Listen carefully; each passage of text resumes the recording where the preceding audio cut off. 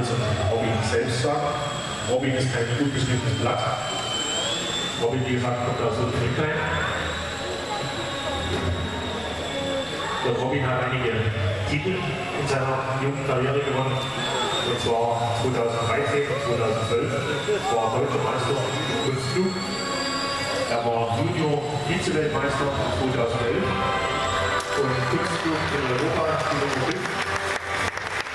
Und in der Weltrangliste momentan ist Robin hier vorne. Und genau das ist die Besonderheit an dem Flugzeug. Er hat eine Vektorsteuerung drin.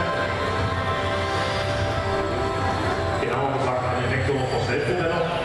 Das heißt, der Propeller des Modells hat immer die gleiche Drehzahl, aber er kann die Propellerblätter des Modells verstellen und somit auch eine Rückwärtigkeit überzeugen. Wir werden im Laufe des Nachmittags noch eine Flugpause einlegen. Jeder, der Interesse an dem Modell hat oder an Robin, kann das sich gerne aus der Nähe anschauen. Das ist also technisch sehr anspruchsvoll, die ganze Sache. Und wie gesagt, Robin kann hervorragend fliegen und das zeigt uns ja auch mal.